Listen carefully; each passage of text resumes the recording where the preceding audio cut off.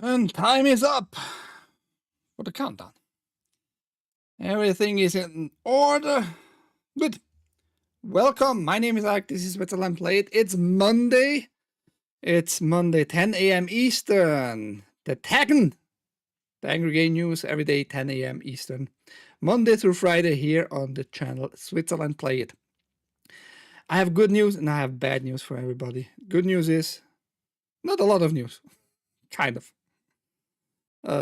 Kind of a good news. And the bad news, not a lot of news. I have a few articles and we're going to go through them and hopefully enjoy them and have more information for our gaming future, which I doubt, but it is what it is. The industry was hit last week pretty harsh, and over the weekend it seems like many had no energy to report or to establish new insight on the whole of a lot of issues. Microsoft layoffs still going on. We find here and there more pieces about certain topics, about certain studios, about certain games being cancelled or reassigned to others. It's a shit show, and yeah, we are here for that, I guess. Ahoy, John Thunder. Ahoy, Everheeden. So, without further ado, let's get into it.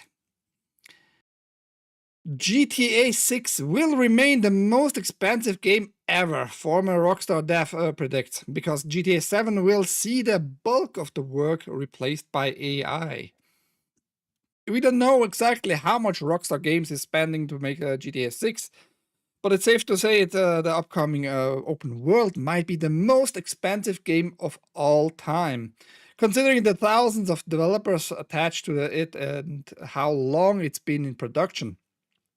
Although one former lead on the series reckons future game budgets won't come close because AI will probably make everything less costly to produce. He says that now, but later on he says a little bit something quite different actually. Obe Wemege, the former technical lead on multiple Grand Theft Autos, told Kiwi Talks he thinks the bulk of the work on games is probably going to be replaced in the near future. He even reckons that first pass for cutscenes can be pretty much AI generated, since characters could apparently be rendered by AI, including the conversation. I mean, visually, we are quite far already with the AI stuff. I would say I don't see an issue that's possible, at least possible. Conversation-wise, though, I talk a lot to... Oh yeah, it's called. I talk a lot to Grok, in quotation mark, talk. Those large language models are becoming more stupid with every second I see. So I don't think they can make up really good conversations. Might change, of course, in 5-10 years when they have more data, more input. And when, for example, Dear Sarge provides more information to the Skynet with his talking to the AIs. Since Rockstar is automating all this work and presumably laying off talented humans in this, hopefully a hypothetical future, Vermeer says his prediction is that GTA 7 will be cheaper to make than GTA 6, but we'll have to wait for 15 years to see if I'm right or not. It will remain that way, he had added. I think there's not going to be a bigger game than GTA 6 because of all that stuff is going to be taken over by AI, whether we want it or not. So I think these banks of artists that are just building massive maps or massive cutscenes, I think some of that will be taken over by AI in the next, 5 years or so. Vermeer is hopeful that people won't necessarily lose their jobs. AI will just help games get made faster. But I mean, just look at the state of things. For what it's worth, Take-Two CEO Strauss Zelnick isn't comically drooling over AI as much as some other video game executives. As he recently said, GTA 6 creative genius is human and allegedly believes in paying people for their work, even if it's replicated by AI after. We'll see how things go. So first he said like, yeah, it's going to be cheaper because, yeah, much offload for the AI, right? That's why it's going to be cheaper. But you're still going to keep all the people. You're just going to make the games quicker. Said this Vemich, this executive from GTA games. We will have to wait and see how it's going to go. I am not super hyped about GTA 6. I played a little bit GTA 5, the online part mainly actually. Never played the campaign through, so. Will AI save GTA in the future with less bloated budgets? We don't know. We really can't predict anything at this moment. And we don't know how big the budget really is for GTA 6. Many people say it's already surpassed at least 800 million. It's probably higher. But yeah, I mean, if people enjoy the game, people enjoy the game. I think it's going to have a way more woke in it than the last game. Just because they can't fucking get their hands off the woke bullshit. Then they will blame how shit that game will be on the AI instead of taking the blame for making yet another shit game. Rockstar sucks. Well, like I said, I don't know. There can happen a lot of stuff in next 5-10 years, especially with AI. It all depends on the developers of AI. If they are woke, if they are including like more lines into the code. That can more and easier like pick and choose, more intuitive, more human-like. But yeah, we have to wait for that.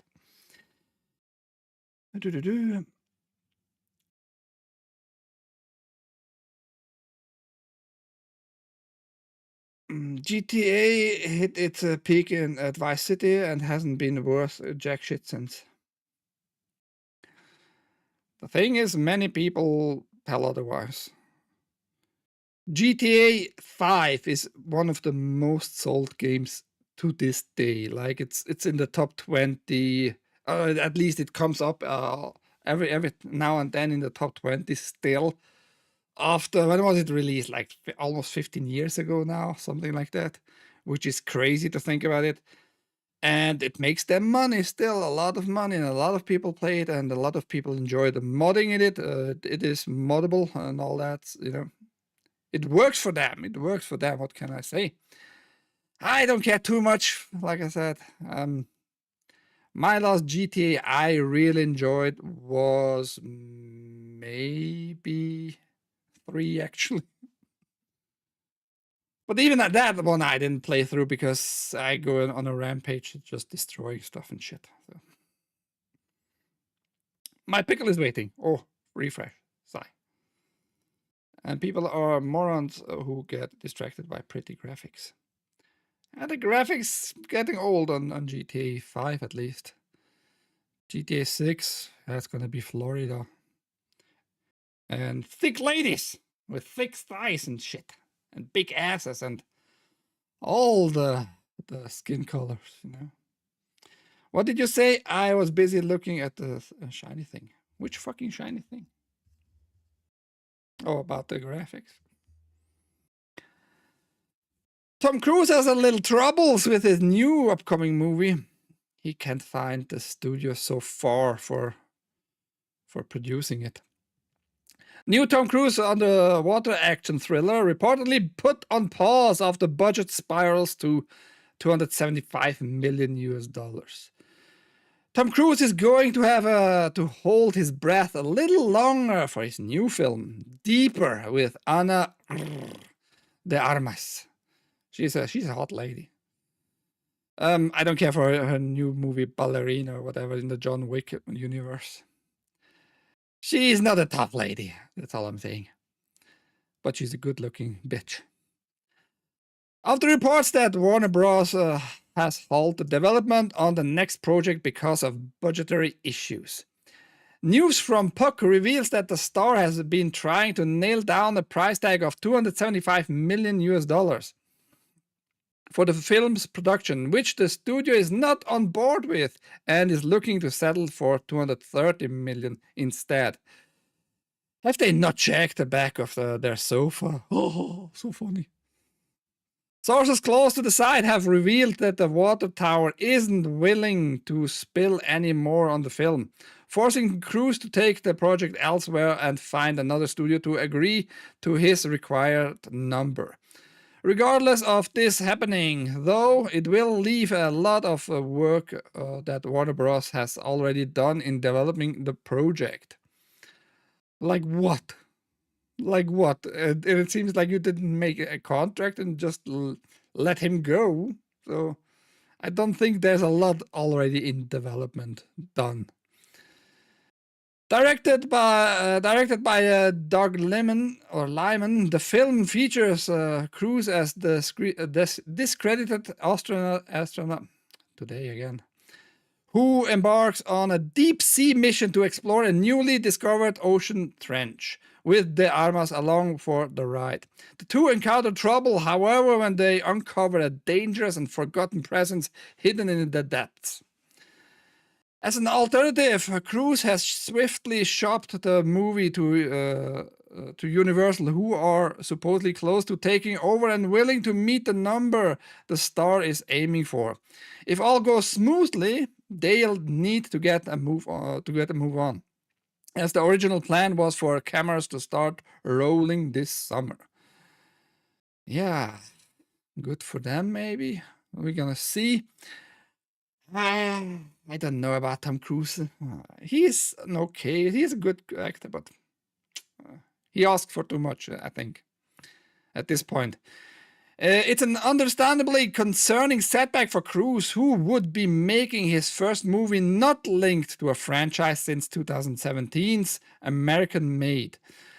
There's also the important detail that following Mission Impossible: The Final Reckoning, which earned $566.8 million against a budget of nearly $400 million, Warner Bros. May be somewhat reluctant to invest in a film not linked to an existing IP that comes with an already established audience. It's a bit of a shame, given that the plotline for this one sounds fantastic.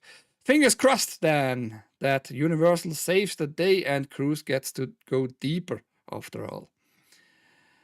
Yeah, the last two Mission Impossible actually didn't make it even so far. I mean, they sooner or later, when it's gonna be broader published on streaming websites and on DVD and Blu-ray and all that, they're gonna make the money back, but just barely and all that. So not a lot of success, and movie's supposedly actually good, but the budget was way too bloated there too. And I think he is asking for too much, $275 million movies. If you need that amount of money to make a movie good, I think it's a bad approach in general. But I've said my piece. I'm off bed. I have to work tonight later. Okay. What do you think? I don't think it's gonna be a big success, even if it comes out with that budget. Just because it's Tom Cruise doesn't mean shit. Doesn't mean shit. He's a good actor. He's considered a movie star, a Hollywood star, but he is, in the end, it's just a regular actor. Just a regular actor who asks for too much money, in my opinion. Nintendo Switch 2 owner uncovers method to initially crash the system. Did you know that it's possible to intentionally crash your Nintendo Switch 2 Fans shared the discovery on social media this week, and it seems to gain a lot of interest. Yeah, it's so funny to crash your hardware. Yeah, so funny. Morons. Doing so actually seems to be pretty simple. If you open and close the Amiibo screen in the system setting quickly and repeatedly, Nintendo Switch 2 crashes. No one can say at the moment why this happens, but the console doesn't like something here and forces a restart. After rebooting the system, it'll thankfully turn back on as if nothing happened, which is what you would want in this situation. Below is a look. Yeah, we can just check out quickly this short. Oh fucker! Can't you just fucking? Yeah, we're gonna have it here. You see it. So he goes here in the system settings on Amiibo, and the nickname goes back, and the nickname goes back to the same screen, and then it crashes. Ike, which language do you think in? It's a mixture. So if you go in the Amiibo settings, try to enter a nickname and then go right away back and try to enter a nickname, go right away back, it crashes. I have an assumption here that it actually tries to also connect some sensors, because Amiibo is this virtual reality stuff too, like scanning items, the Amiibos, and importing them in your system, and that. Maybe it already enables and disables like some sensors in it, and that's just too much, like too quickly, the enabling and disabling of some sensors in the Joy-Cons mainly here, as far as I can tell. That might be the issue here, and Nintendo will fix it, don't worry. We imagine that with the attention this has been getting over the past few days, Nintendo will come out with a system firmware update to address the issue. The company will likely see it as a bug that needs to be fixed. Nintendo is no stranger to system stability after all. All of this said, although there doesn't seem to be any long-term harm, but we can't really recommend doing this Nintendo Switch 2 crash, as there's nothing to be gained from it. Yeah, but you showed it to us, and many people are going to be curious and going to try it out anyway. It might do harm on your system. Who knows? In the end, who really knows? We got more Nintendo news after I take a little sip here. It's gonna be very short today. Chat seems to be a little bit sleepy on this Monday. Everything is gonna go sleep too in a few here, I assume. The Aussie woman. No, I'm glad when somebody's chatting, always interesting to see your insight. What do you think about this Nintendo stuff? What do you think about that? I mean, I guess you don't care. Ouch, my junk, ahoy. He shows me the finger. Why? What did I do to you? Nintendo Switch Port Studio weighs in how powerful Switch 2 is. Not really, but it has its features. Virtuos, a company that was involved with ports for a number of Nintendo Switch games over the years, has weighed on the power of Switch 2. If you play the third-party title on the Nintendo Switch, chances are you've experienced some virtuous work. Dark Souls Remastered, Final Fantasy XII, Starlink, Battle for Atlas, and Nier Automata are just some of the ports the studio had a hand in. What about Nintendo Switch 2 though? Aeon Ogradi, what name is that? Nice. Technical director at Virtuos subsidiary Black Shamrock. Shamrock. Sounds dirty, yeah? Was recently asked if he agrees that its raw console performance is closer to the Xbox Series S than it is to the PlayStation 4. In response, he told WCCF Tech, GPU-wise, the Switch 2 performs slightly below the Series S. This difference is more noticeable in handheld mode. However, the Series S does not support technologies like DLSS, which the Switch 2 does. This makes the GPU capabilities of the two consoles comparable overall. CPU-wise, there is a clearer distinction between the two consoles. The Switch 2 is closer to the PlayStation 4 in this respect, having a CPU just a bit more powerful than the PS4's. Since most games tend to be more GPU bound than CPU bound, when well optimized, the impact of these differences largely depends on the specific game and its target frame rate.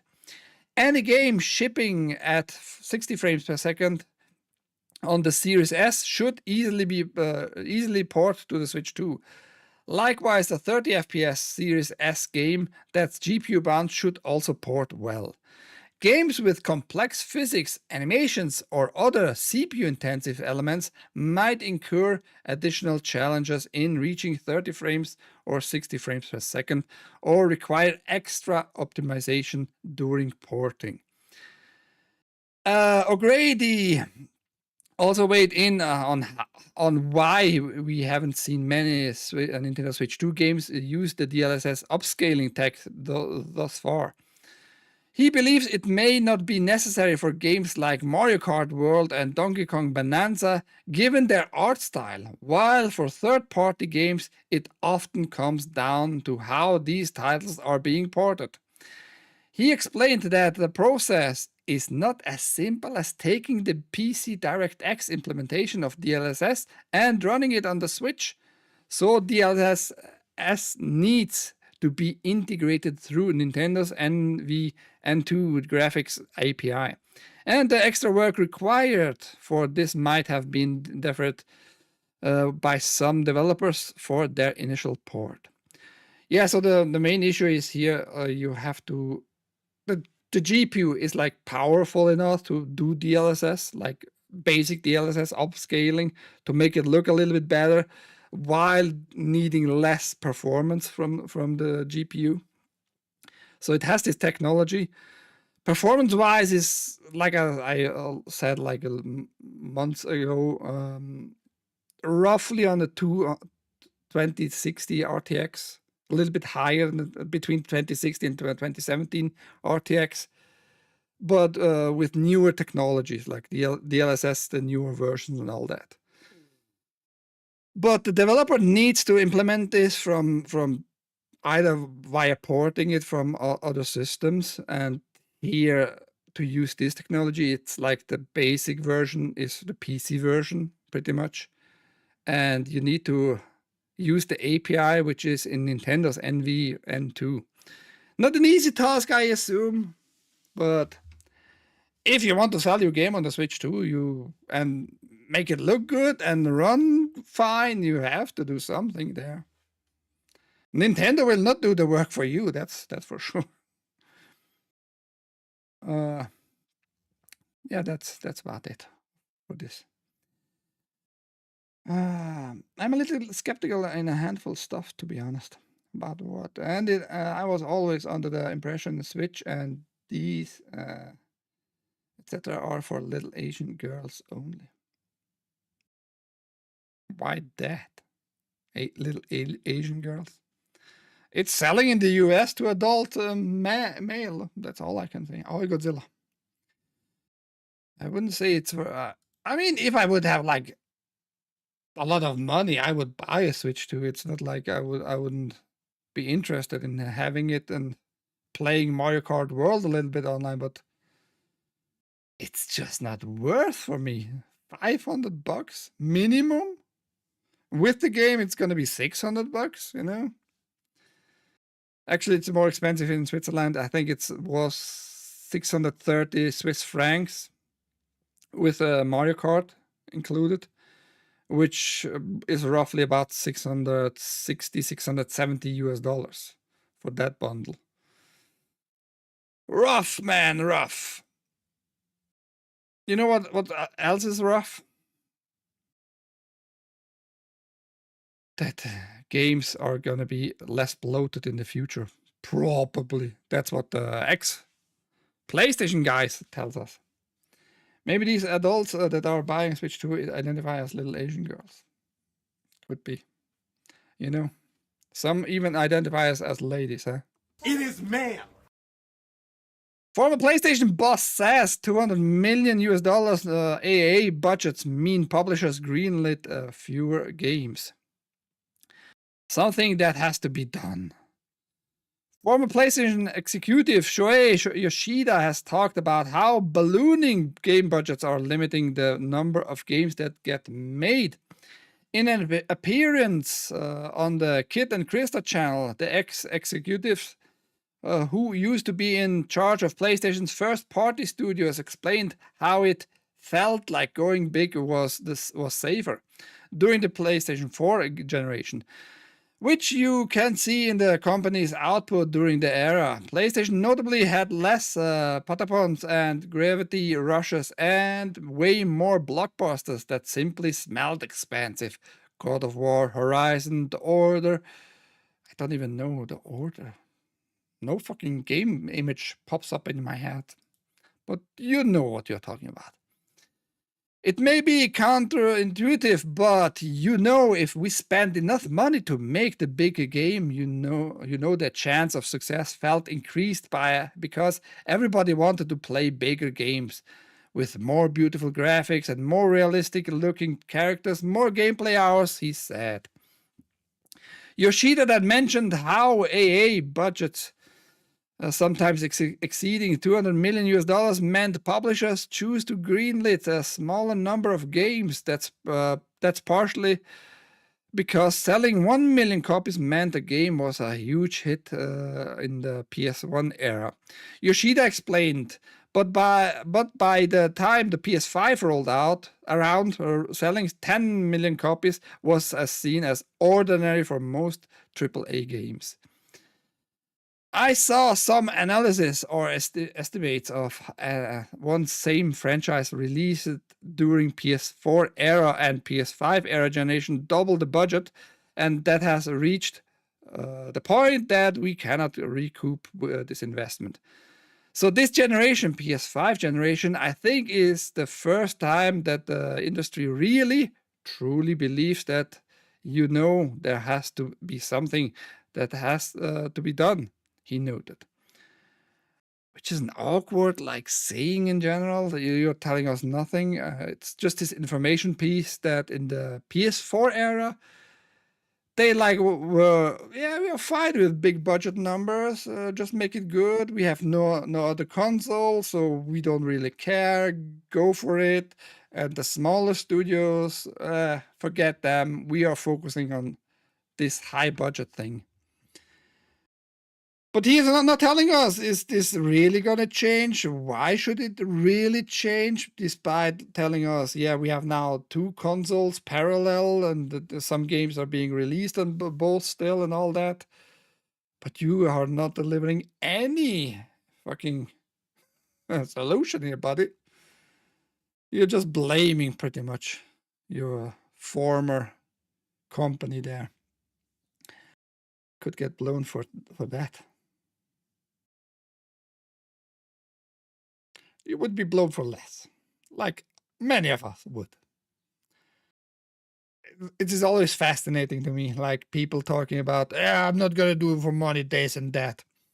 Bitch, if I put 1 million US dollars in front of your nose, like physically, and you can touch all those bills with your hand, go through it, and tell you this can be yours if you do this right here and now.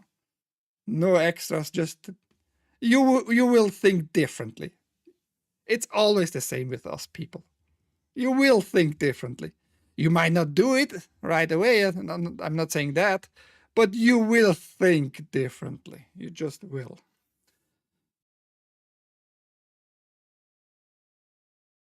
Oh, haste. Someone gave me 4 on unopened PS5, 4 games the other day. I don't even have a PS5 for lol. I mean, what games are they? Are they good games? You can have it on display. You can have it as a collection, man. Woken the sea move. to California ruined the games and profits. Did it though? PS4 was pretty successful. PS5 also not doing actually that bad, you know.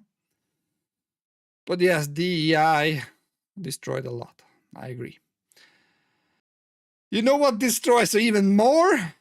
The game industry being little dickheads. Little dickheads. I reported a few times on this issue already, but over the weekend it became a little bit more known that the game studios, the game publishers, not very happy with that success of this initiative. So let's take a look on this. John says ahoy to you guys on YouTube. Red Dead 2, Kingdom Hearts Collection, Days Gone, Planscape with Torment Icewind. I mean, Red Dead 2 is a great game. I love it. Kingdom Hearts, I tried to play it once, never went further with the first one. Days Gone, another great game. Sony should actually do like a sequel to that, but Sony is too stupid, you know. And Planscape was actually released on UrhG back then. Supposedly people love it. I think people will love like this initiative to be successful. Stop Killing Games proposals for game preservation prohibitively. I hate when like stuff like that and then li comes back in. It just triggers something in my brain. Prohibitively expensive. Major publisher insist. Last week, Stop Killing Games, the consumer-driven initiative demanding games publishers leave their titles in a playable state once support is terminated, surpassed 1 million signatures. But now, EU industry body Videogames Europe, which represents the likes of Ubisoft, Take-Two, Warner Bros., Riot Games, Activision Blizzard, Microsoft, and Nintendo, and Embracer, which is a big name too, by the way, right, has weighed in, insisting the initiative's proposal would make games prohibitively expensive to create. Sure. Reasons? They say so. Trust me, bro. Source, trust me, bro. Stop Killing Games was launched last April by Accursed Farms YouTuber Ross Scott, calling upon video game fans around the world to petition their local governments regarding the increasingly common occurrence of purchased games becoming unplayable due to publisher actions. The games preservation movement was prompted by Ubisoft's decision to shut down open world racer The Crew servers last March, preventing access to both its multiplayer and single-player content due to its always online nature.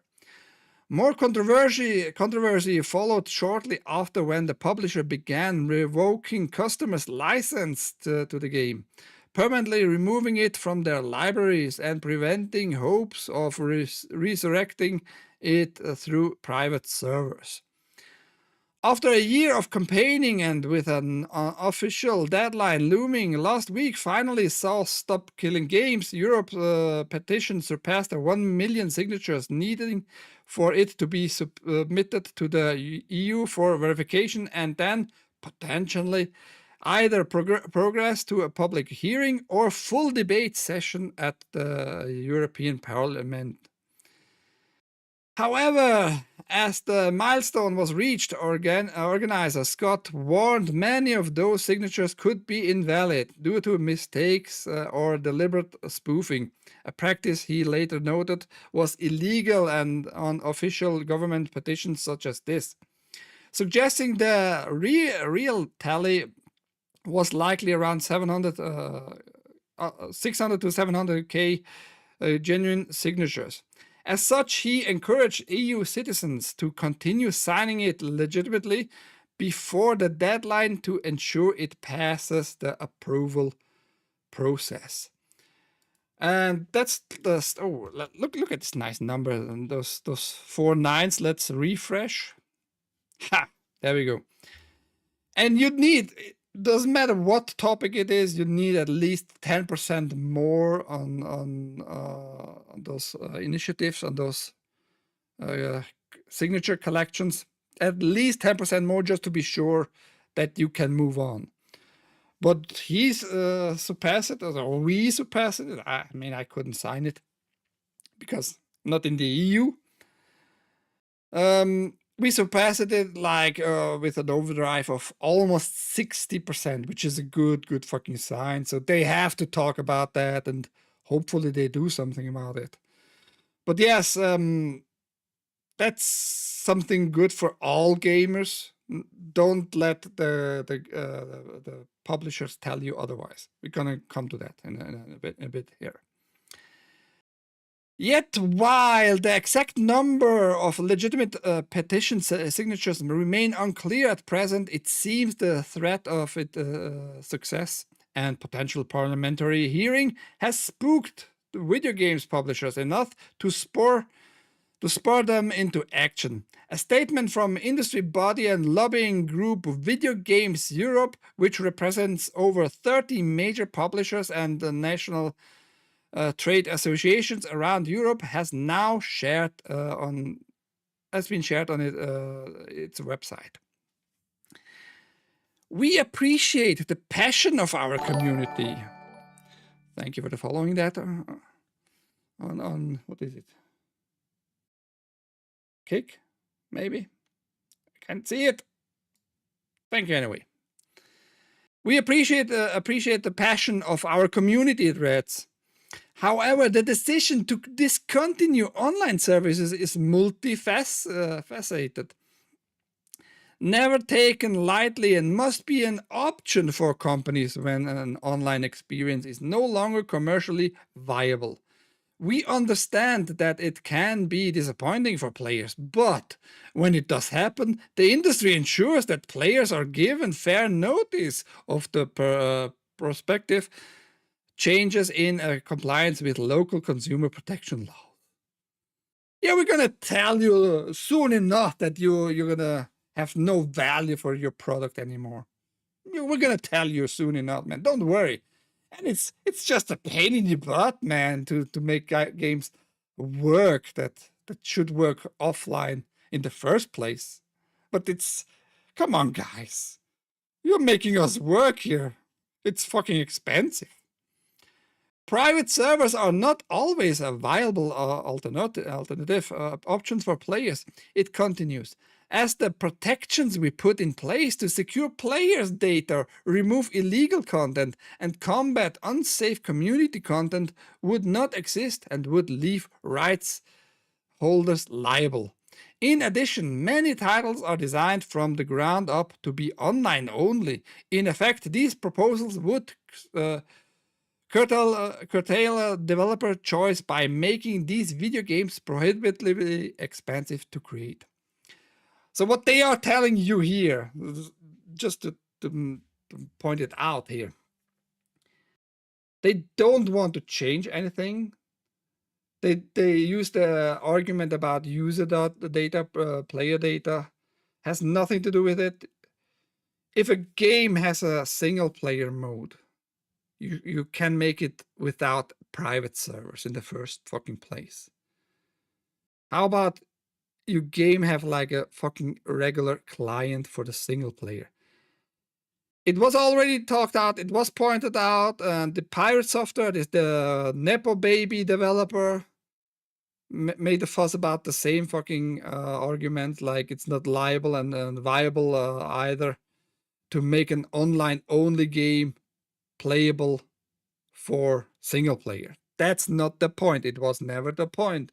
Ross pointed that out himself. Like, that's not reasonable to change a completely online game, a multiplayer game that was never intended in the first place as a single player game, to make it so that you can play it after the service is gone single player. It would not make any fucking sense I repeat it, it would not make any fucking sense to be able to play Fortnite all by yourself.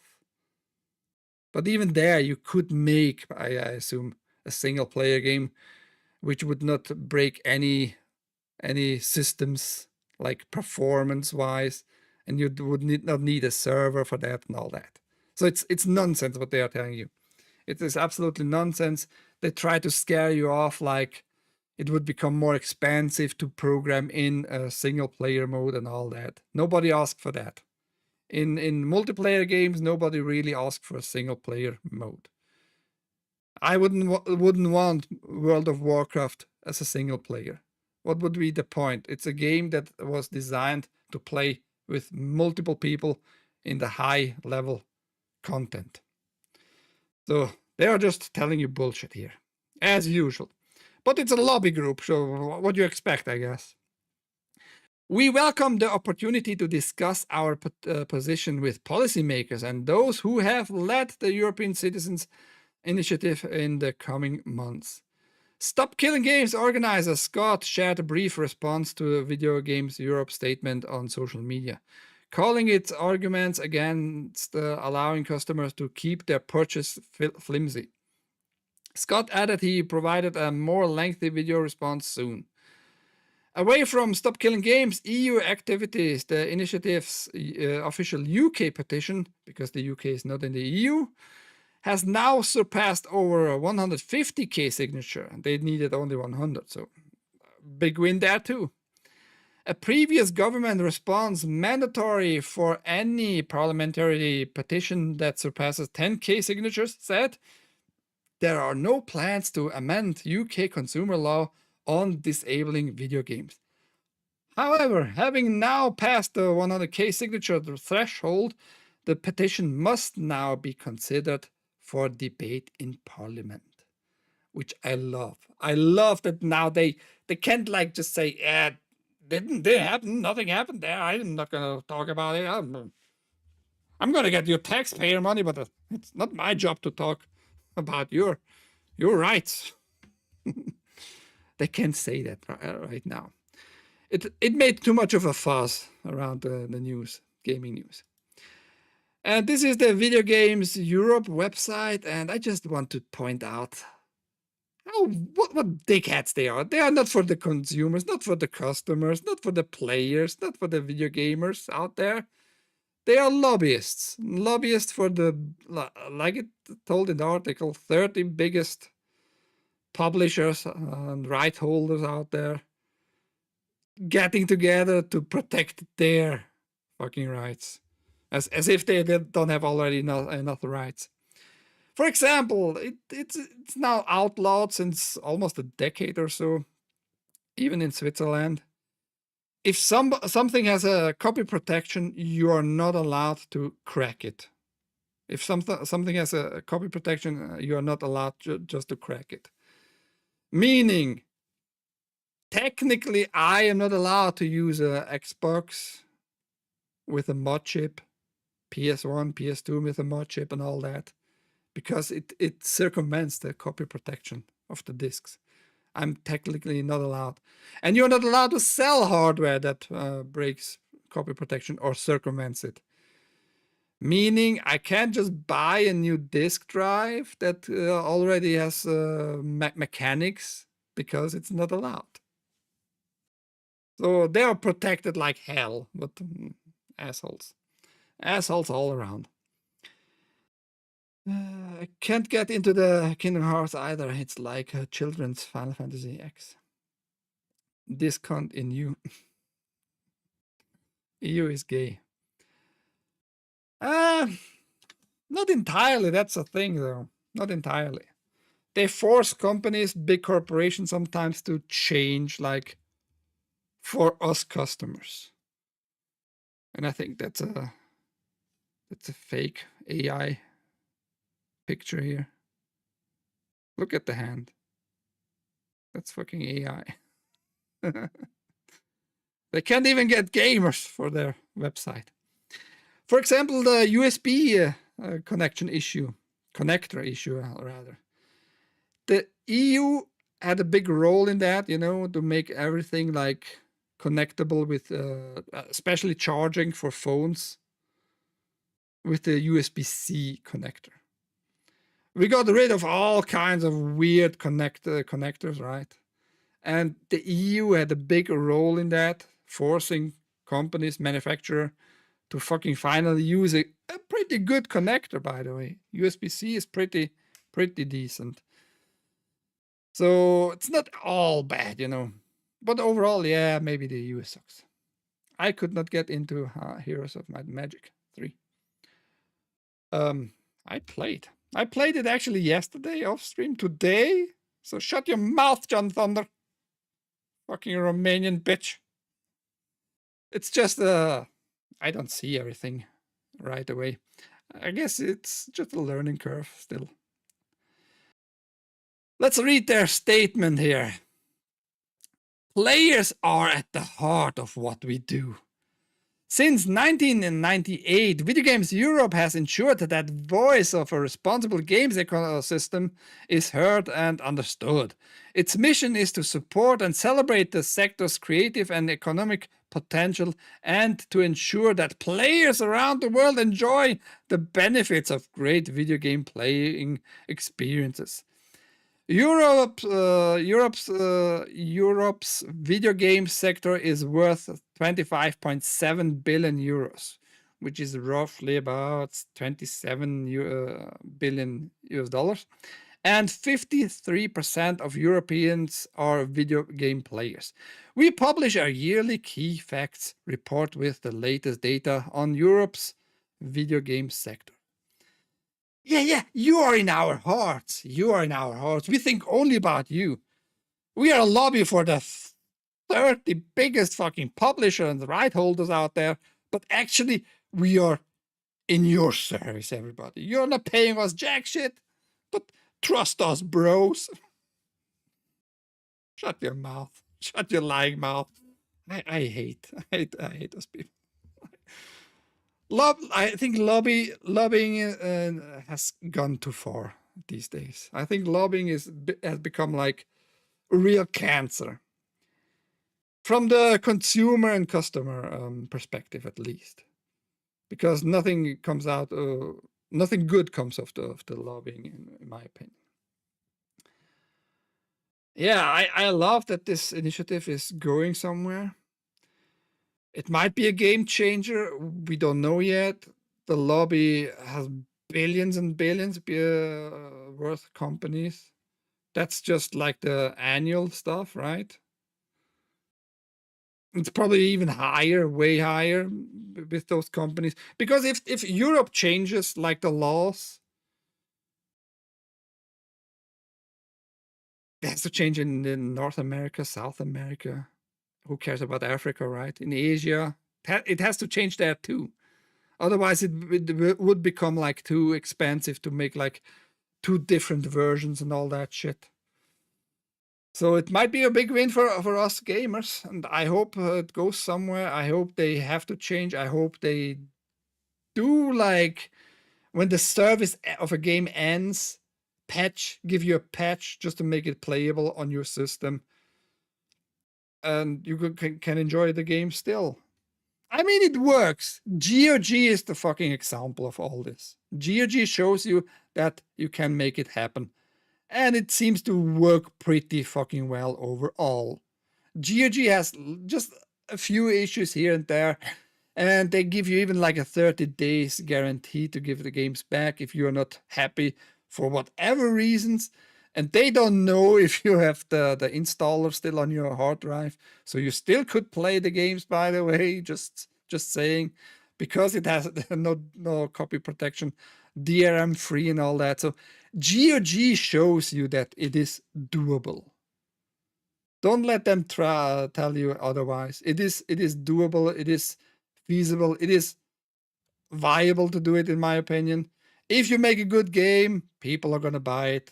And people like me are even going to buy it maybe a second time. I had some games on Steam, but now it's DRM free, available on GeoG. Why not buying it there? So, yeah. They are all full of shit. Those lobbyists, they are full of shit. They don't care about you. Don't let them deceive you by just calling you like their heart. Just saying. Oj, ball of tennis. Oj, Gapstat. 53% are gamers. Yeah, but how often? Every day? Once a week? A month?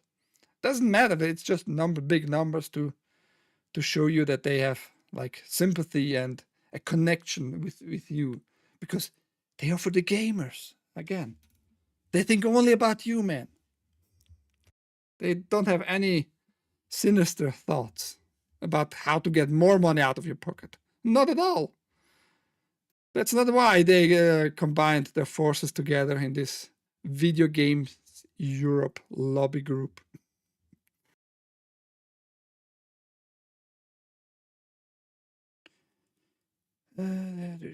Yes, they are like a broken clock. They get things right once out of 12 times.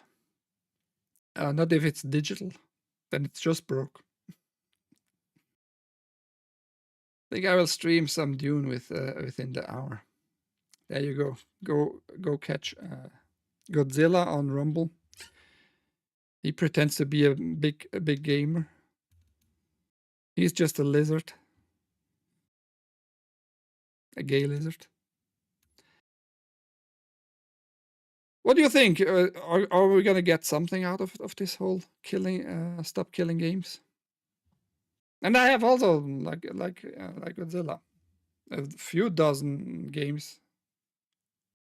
Bought again, giving you again money. Heck, I told that already a few times. For example, Ubisoft. I hate Ubisoft. Ubisoft can go lick my balls all day long. Keep them clean with your dirty mouth. Oh, that doesn't work, I guess. Anyway, lick my balls, Ubisoft. I would buy a Ubisoft package on GOG. And the package should contain, in my opinion, for about $40, Far Cry 1 through 5, like the complete edition, the Game of the Year edition, whatever big edition you have, and Far Cry Primal. If you publish stuff like that, because those are older games, especially like 1 through 4, nobody really cares. Sometimes people buying them when they are on sales. But if you make such a package, I would buy it in a heartbeat on GOG. I would buy it in a heartbeat, not caring about DRMs, and just enjoy those games, because the games overall are like great. A little bit rough on the edges, and the copyrights are a little bit confusing in the first 2 Far Cry games, especially in the first one. But they are already available on GOG, so it shouldn't be too big of an issue. And 3, 4, 5 is actually like probably my most favorite after Far Cry Primal. $40, I would buy it in a heartbeat. Give me that. But you think you're smart. You think, yeah, we're gonna fucking get as much money out of you as possible, and it's not gonna be viable if we give you like a copy protection free version. Morons. Anyhow, I somehow managed to go with my rantish behavior for 50 minutes today, with only that amount of news. Not too shabby, I would say. On that note, I hope you all have a great day. Go check out Godzilla. You might be having a hard time with chat though, because he is not a big chat focus guy. Not like this one. And on news, I have to keep focus on news. But when I'm gaming, I keep my eyes on the chat. He's gonna play Dune, and check out the rest of the chat if they have a channel. Ball of tennis, shooty, real guns and stuff like that. He tests guns for you. Other than that, have a great day. Enjoy your day, and till next time, which will be tomorrow, 10 a.m. like every day, Monday through Friday, 10 a.m. Eastern here on this channel. I am mainly on Rumble. I'm also on YouTube. I am on Kick and Twitch. Down below, you have all the articles linked and my contact information. Go check them out. Give me all your money and goodbye.